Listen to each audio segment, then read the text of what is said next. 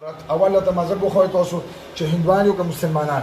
موږ مسلمانان. څو کسان یې؟ موږ دوه کسان. او دې ماشومې سره تاسو څومره وخت شو چې راغلي یې ورته؟ موږ سره دا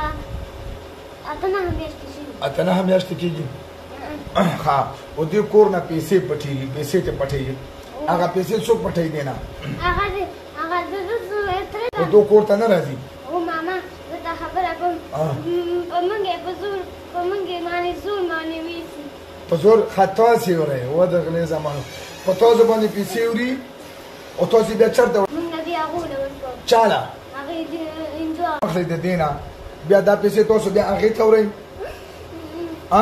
او څومره روپیا ته وړي، څومره روپیا ته پټې کړې دینه؟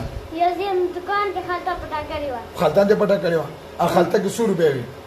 موږ نو شماره له هغه شماره له زه سرشته ما خبر سي څنګه درته نو یو خالته پټه کړې و او یو بل هم پټه کړې و. بل خالته هم پټه کړې و او بل یو لزر والا پندل هم پټ کړې. لزر والا پندل هم پټ کړو، تاسو پټ کړو. او بل څومره پټه کړې؟ نورم چې پټ کړې؟ نورم ډوډۍ پټه کړې ده، لونګولې هم پټ کړې دي، وړې هم پټ کړې دي، ګورم پټه کړې ده. رښتیا چې وایي بیا سزا نه ورکوم. روټۍ هم پټوئ، لنګولې هم پټوئ او شیان هم پټوئ. نو داسې ولې دا غریب خلک د کرایه په کور کې اوسېږي نه، هغه پلار یې بهر دی، مور یې وایي چې موږ د کرایه په کور کې اوسېږو. ولې داسې ظلم کوئ تاسو؟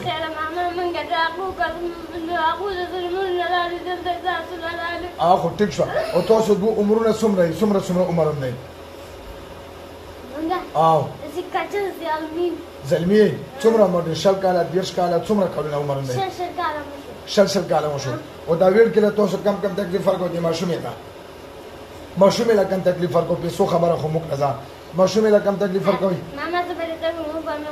نه کنه صفا حل وای دې ماشومې له کم ویښته سوک می ورکړی دی، سپېره می ورکړې ده، ډوډۍ ته مې خوراک پرې اخیستې نه ده. دغه ظلم مې راسره کړی. داسې ظلم څوک کوي؟ نه زموږ څوک ولاړه دښمنان. بیا دښمنان پرې راځئ خنزیرانو. نه اوس څه فیصله کوئ؟ اوس موږ معاف کړه بیا به نه راځو. دروغ وایي دوست، دروغجن یې. قسم بس په قسم. راځئ دې بدن ته او که بیا ورته راغلی توبه شوه؟ د څو کسانو توبه شوه؟ دواړه غوږونه اوس اوس کلمه وایي بسم الله الرحمن الرحیم. بسم الله الرحمن الرحیم. لا اله الا الله محمد رسول الله صلی الله علیه وسلم. موږ دواړه قسم خورو چې بیا به دې ماشومې ته نه راځو او نه به دې کور ته راځو او نه به غلاګانې کوو. موږ دواړه به دلته جسم ثبات کېږو. که چېرې دوکه یې کړې وه بل ځل به بیا مړه کوو.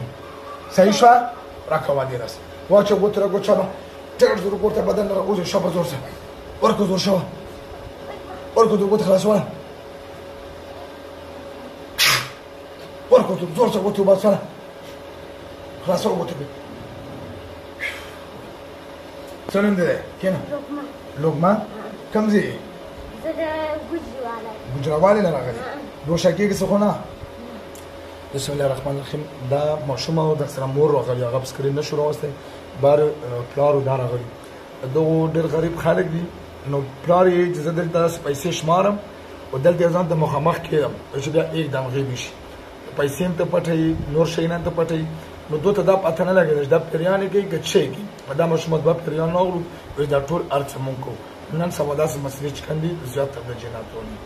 السلام علیکم.